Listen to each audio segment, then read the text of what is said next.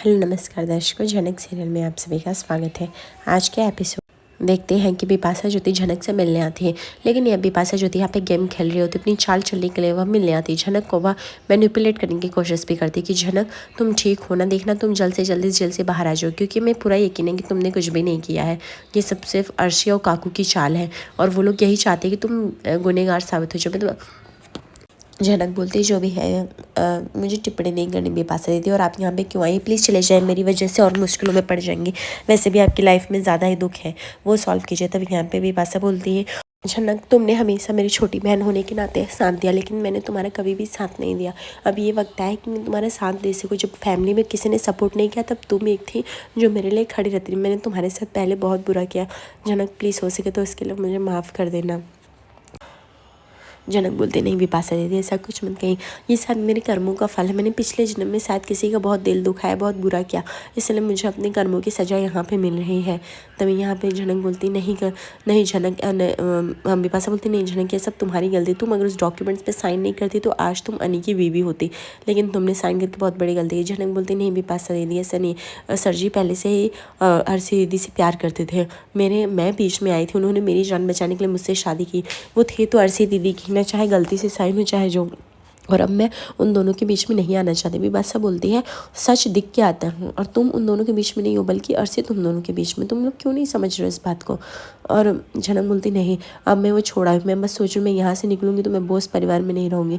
तभी यहाँ पे बिपाशा बोलती तुम कहाँ रहोगी? तुमने सोचा भी है झनक? अनजान शहर है, कैसे रहोगी, कैसे जीवन यापन करोगी? झनक बोलती इतनी तो पढ़ी लिखी हो कि मैं कैसे भी करके अपना जीवन यापन कर लूँगी, 2 मिनट का खर्चा भी चला लूँगी, 2 दिन का भी चला लूँगी। बिपाशा बोलती है अगर देखो मेरे पास एक घर है, रहने के लिए छत है, मेरी माँ ने मुझे आज ही बताया, अगर तुम्हें चाहिए तो मैं वो घर दिला सकती हूँ, तुम रह सकती हो इस शहर में, जानती भी किसको हो तुम। और फिर क्या तुम मुंबई जाना चाहोगी वापस? वहाँ पे तो तुमने कितना स्ट्रगल किया, तुम्हारे साथ कितना गलत हुआ पता है ना? झनक बोलती दीदी पर आपने कभी जिक्र नहीं किया कि आपका कोई घर भी है। बिपाशा बोलती हूँ मैं छोटी थी, बचपन में माँ ने लिया था। माँ कभी कभी जाती हूँ वहाँ पे रेंट लेने के लिए, बहुत सारे लोग हैं वहाँ पे, एक रूम खाली है जहाँ पे तुम जाके रह सकती हो। झनक बोलती है अगर ऐसा रहा दीदी तो अच्छी बात है, मैं पहले खुद ट्राई करूँगी, लेकिन नहीं हुआ तो प्लीज़ आप मुझे वो रूम दे देना, मैं वहाँ पे ही रहना चाहूँगी। तो बिपाशा बोलती हाँ तुम मेरे साथ रहोगी, करीब रहोगी तो अच्छा रहेगा झनक, और वैसे मैं घर छोड़ के नहीं जाना चाहती, तुम ही बताओ मैं क्यों छोड़ के जाऊँ? जब परिवार मेरा है, पति मेरा है, ये परिवार के लोग मेरे, मैं क्यों छोड़ के जाऊँ? झनक बोलती है दीदी आपको छोड़ के जाने की कोई ज़रूरत नहीं है, सब कुछ आपका है, और सच में मुझे बहुत अच्छा लग रहा है आप मेरे लिए इतना सोचती हैं। अब आप सच में मेरे लिए सोचती हैं, आप यहाँ तक आई हैं और मेरे प्रॉब्लम को अपना समझ के उसका सॉल्यूशन में निकाल रहे। सच में दीदी मैं बहुत, आज तक आपने जितना भी मेरे साथ बुरा किया था वो सबकी भरपाई आज ही चुक गई है, इतना अच्छा करके। तभी वहाँ से वो बोलती बिपाशा दीदी आप जल्दी जाए। बिपाशा निकल जाती और गेट के बाहर आके सोचती कि झनक ये तुमको मुझे भेजना पड़ेगा, क्योंकि मुझे मेरी खुशहाल ज़िंदगी चाहिए, और एक बार तुमको वहाँ भेज दे मुझे मुक्ति मिल जाएगी। दूसरी तरफ हम देखते हैं यहाँ पे कमिश्नर साहब जो होते हैं वो डॉक्टर और नर्स को बुलाते हैं, पूछताछ चालू करते हैं। वह पूछते हैं पहले आप मुझे सही से स्टोरी बताइए कि हुआ क्या था, आपने इनको विदाउट इन्फॉर्म किए कैसे सर्जरी चालू कर दी? तभी यहाँ पे डॉक्टर बताती है कि हुआ यूँ था कि बच्चा ऑलरेडी बहुत कॉम्प्लिकेटेड में था। हमें हुआ कि माँ को बचाए कि बच्चा को, तो फैमिली वालों ने बोल दिया कि पेशेंट को बचाना है। हमने पेशेंट को बचाने की कोशिश करने लगे, प्रायोरिटी देने लगे कि पेशेंट को। और उसी दौरान हम देखते हैं कि हम जब तक प्रोसेस कर रहे थे तभी, और उसके बाद हम इन्होंने बोला और वैसा हम करते गए, प्रोसेस ऑन गोइंग था, लेकिन उसके बाद ये चले गए। तभी अनिरुद्ध बोलते मैं बहुत थका होता है इसलिए मैं चला गया। और झनक थी ऑलरेडी, हमारे घर चाचा की, छोटौन चाचा की शादी थी, तो घर में सब लोग बिजी थे इसलिए हम चले गए। डॉक्टर बोलते हमने ऑलरेडी इन्फॉर्म किया, हमने नर्स को भी बोला कि उनके फैमिली वालों को इन्फॉर्म कर दो। नर्स बोलती जो लड़कियाँ की खड़ी थी सर हमने जाकर उनको इन्फॉर्म कर दिया, क्योंकि हमने पेशेंट के पति के साथ उनको कई बार देखा था, इसलिए हमें लगा ये फैमिली मेम्बर होंगे, इसलिए हमने जाके बता दिया। तो यहाँ पे अनिरुद्ध बोलता है लेकिन इन्होंने झनक को बताया तो झनक हमें इन्फॉर्म करती सर, लेकिन झनक ने इन्फॉर्म नहीं किया, मतलब कुछ तो गड़बड़ है। तब यहाँ पे कमिश्नर साहब बोलते हैं कि वो सब ठीक है, लेकिन पहले आप लोग मुझे ये बताइए कि अगर तुमने झनक को इन्फॉर्म करने की क्या जरूरत थी? अगर तुमने देखा कि झनक ने इन्फॉर्म किया और आधे घंटे तक भी किसी का कॉल नहीं है, कोई इनके घर से नहीं आया, तो आप लोगों को चुपचाप जो फॉर्म भरते हो ना आप लोग प्रेगनेंसी से सर्जरी के टाइम, वहाँ पे पापा का नंबर होता है ना बच्चे के पिता का, आप कॉल क्यों नहीं गए, क्यों नहीं बुलाए? ये भी तो हॉस्पिटल से गलती हुई है ना। तभी यहाँ पे नर्स बोलती है कि सर गलती तो हुई है, लेकिन मेरे पास इतना भी टाइम नहीं रहता है कि हम सब कुछ जांच पड़ताल कर सकें।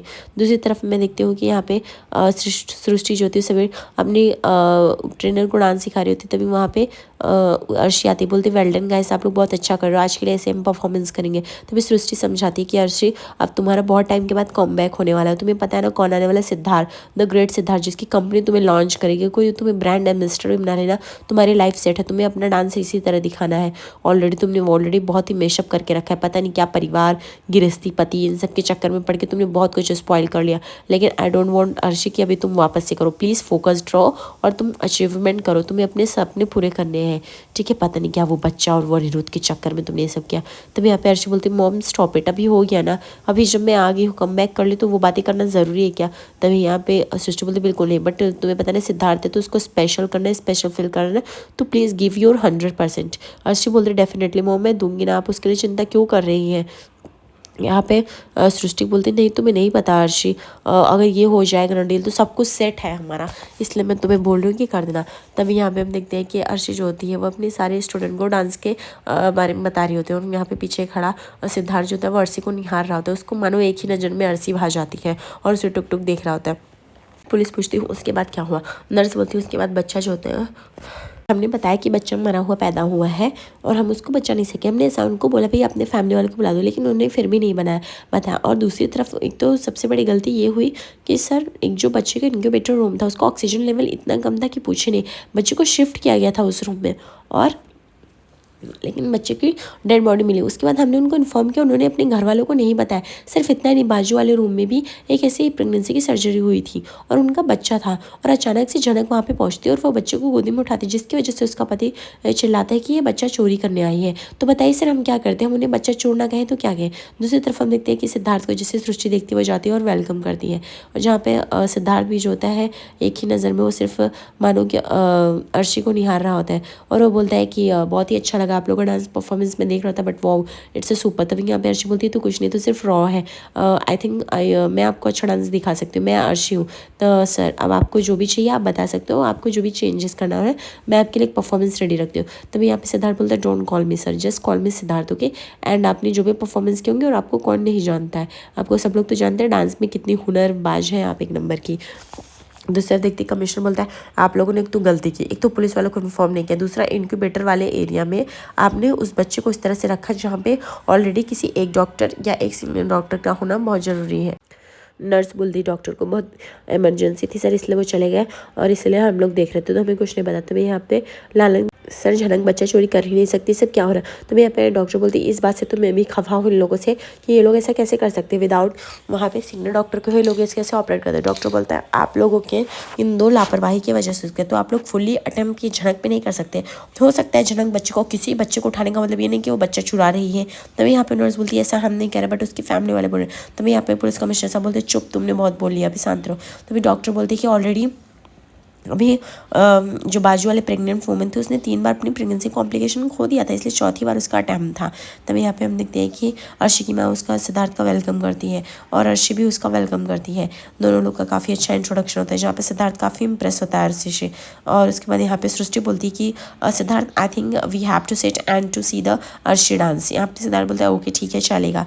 दूसरी तरफ हम देखते हैं यहाँ पे डॉक्टर बोलती है कि चौथा उसका प्रेगनेंसी सक्सेस रहा, जिसका उससे बच्चा स्वस्थ तंदुरुस्त रहा। हमें इतना हमने इमेजिन नहीं किया था, बट ऐसा हुआ। तभी यहाँ पे अनिरुद्ध बोलता है बट ये झनक का दावा है और उसका ये शर्त भी है कि वो बच्चा कहीं ना कहीं वो हमारा है। तो मैं पे नर्स बोलती है ऐसा हो ही नहीं सकता सर, बच्चा ऑलरेडी मर चुका था, ये हमने बताया था ऑक्सीजन लेवल की वजह से, लेकिन उन्होंने मेरी बात नहीं सुनी थी। एंड हम बच्चे को वहाँ पे इनक्यूबेटर में अच्छे से रखते पूरा नाम नेम के साथ, तो फिर उनको ये गलतफहमी क्यों हुई। तभी यहाँ पे इंस्पेक्टर बोलता है अभी शांत रहो, अभी मैं उस तह तक आऊँगा क्या हुआ क्या नहीं। फिलहाल के लिए मुझे इसका जानना है कि चौथी बार प्रेगनेंट क्या ऐसा हो सकता है। तभी डॉक्टर बोलती क्यों नहीं हो सकता, मैजिक हो सकती है सर। मैं इस बार हमने उनको बहुत ही सावधानी बरतने को कहा था और हर चीज़ इंस्ट्रक्ट किया था, तो मे भी उनका बच्चा हो सकता है। तभी हम देखते हैं यहाँ पे सब इंस्पेक्टर आता है, लोकल इंस्पेक्टर, और कॉल करता है। तभी यहाँ पे कमिश्नर साहब कहते हैं कि क्या आप झनक रैना का केस ओपन किए हैं और उनको अपने अरेस्ट किया हुआ है। तभी यहाँ पे लोकल पुलिस बोलता है यस मैंने कर लिया सर, कार्रवाई वगैरह सब हो गई थी और कंप्लेंट जो है इनके माता पिता और इनकी पत्नी जी ने किया था, तो हम लोग को एक्शन लेना पड़ा और सारे सबूत वगैरह जो भी हॉस्पिटल के जितने भी सब प्रूफ थे, जो भी एविडेंस था, सब कुछ झनक के खिलाफ इशारा कर रहे थे, तो इसलिए हमें झनक को अरेस्ट करना पड़ा। और इवन हम तो झनक में कल कोर्ट की पेशकश करने वाले हैं, हमने मैंने इवन चार्जशीट भी तैयार कर ली है इनके लिए। तभी यहाँ पे कमिश्नर साहब बोलते तुमने चार्जशीट तैयार कर ली लेकिन तुमने बताया नहीं। दूसरी तरफ देखते हैं अर्शी जो थी वो डांस करना स्टार्ट करती है। सिद्धार्थ मानो उसके डांस में जैसे खो जाता है। उसे अर्शी का परफॉर्मेंस इतना अच्छा लगता है कि पूछने, उसकी आंखें वहाँ से हटती नहीं। दूसरी तरफ उसकी मॉम से कहता है कि क्या हम कल ही प्रेजेंटेशन के लिए स्टार्ट कर सकते हैं। तभी यहाँ पे सृष्टि की खुशी का ठिकाना नहीं रहता। बोलती वाई नॉट श्योर, अर्ची पहुँच जाएगी, आप उसकी चिंता मत करिए, आप फिलहाल के लिए बस मुझे एड्रेस भेज दीजिए। तभी यहाँ पे सिद्धार्थ बोलता है आई नो कि ये थोड़ा जल्दी, बट हमें रिक्वायरमेंट्स है जल्दी की, इसलिए। सृष्टि बोलती नो इशू, हो जाएगा, अर्ची बहुत ही टैलेंटेड है और काम को लेकर काफ़ी एक्टिव है, तो इसकी शिकायत आएगी नहीं आपको, मैं उसको समझा दूंगी, मैं उसको भेज दूंगी, हो जाएगा ना, आप इतना मत सोचिए। तभी यहाँ पे देखते हैं कि अर्ची नाचते नाचते गिरने ही वाली होती है और तभी वहाँ पे जाके सिद्धार्थ उसे थाम लेता है। यह देख के उसकी माँ जो होती है अपने मन में कहानी बनाने लगती है कि वाह चलो अच्छा है, अनिरुद्ध से पीछा छूटेगा, यही लड़की सेट करूँगी। जहाँ पे हम देखते हैं कि यहाँ पे कमिश्नर साहब, नर्स और वो सब इंस्पेक्टर दोनों को डांटते हैं कि आप लोग जो केस को जिस मोड़ पे ले जा रहे हो उस मोड़ पे नहीं, मैं भी केस में इन्वेस्टिगेट कर रहा हूँ, कार्रवाई कर रहा हूँ, लेकिन मैं दोनों पक्षों को समझ रहा हूँ, तो प्लीज़ यहाँ पे पार्शियलिटी नहीं होनी चाहिए, आपकी वजह से किसी निर्दोष को सजा नहीं होनी चाहिए, बी माइंड। तभी यहाँ पे अनिरुद्ध बोलता है पता नहीं क्यों सर मुझे डर लग रहा है, मुझे ऐसा लग रहा है झनक को इस बार भी इंसाफ नहीं मिल पाएगा इन सब के चक्कर में। माना कि वो बच्चा उठानेंगे इसकी वजह से, लेकिन इसका मतलब ये नहीं कि वो बच्चा चोरी ही की है, ये सब कुछ सही है। तभी कमिश्नर बोलता है कि मुझे सब कुछ पता है कि क्या सही है और क्या गलत है, शायद आपने अच्छे से कार्रवाई नहीं की, आपने सिर्फ एक पक्ष की बात सुनी जो कि गलत है। आप अपनी चार्जशीट लाइए, मैं उसको चेक करूँगा, क्रॉस चेक करूँगा, तभी बोलूँगा, तब उसको कोर्ट में पेशकश कीजिएगा, ठीक है। और रही बात आप लोग की, तो आप लोग अभी जा सकते हैं, लेकिन हाँ आप लोग को जब भी ज़रूरत पड़ेगी आपके हॉस्पिटल के स्टाफ को आपको आना पड़ेगा। तभी अनिरुद्ध जो होता है वो बोलता है कि सर प्लीज़ कुछ करे, डू समथिंग, मैं झनक को बचाना चाहता हूँ, अगर झनक इस बार नहीं बची तो मैं इस गिल्ट में मर जाऊँगा, मेरे लिए झनक बहुत ही इंपॉर्टेंट है सर, उसने सबके लिए बहुत कुछ किया है, अब ऐसा नहीं होना चाहिए उसके साथ, वो जेल के चक्कर नहीं काटने चाहिए। कमिश्नर बोलता है ठीक है मैं अपना ट्राई कर रहा हूँ अनिरुद्ध, डोंट वरी।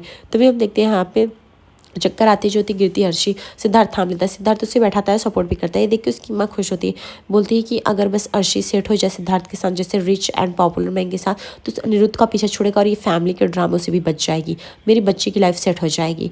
तभी यहाँ पे हम देखते हैं कि सिद्धार्थ बोलता है डोंट वरी, आपको कल आने की ज़रूरत नहीं है, I think you have to take a rest. तभी अर्शी बोलती नहीं इसकी कोई ज़रूरत नहीं है। तभी उसकी माँ बोलती एक्चुअली इसकी बड़ी सर्जरी है, इसकी वजह से इसको ये सिम्टम्स थोड़े बहुत आ रहे हैं, बट आई थिंक तुम्हें डॉक्टर के पास जाना चाहिए। सिद्धार्थ बोलता है आप बोलो तो चलो, मैं डॉक्टर को बुलाया, डॉक्टर के पास लेके चलो। तभी उसकी माँ भी फोर्स करने लगती, वो चाहती कि अर्शी सिद्धार्थ के करीब जाए, लेकिन अर्शी जो थी मना कर देती, बोलती नो आप बॉदर मत करिए, मैं अभी ठीक हूँ, मैं कल आ जाऊँगी। तभी यहाँ पे सिद्धार्थ बोलता है मैं एक कैब भेज दूंगा, आप उससे आ जाएगा। अर्शी बोलती डोंट वरी, मेरे पास कार है, तो मैं बाई कार आ जाऊँगी, आप उसकी चिंता मत कीजिए।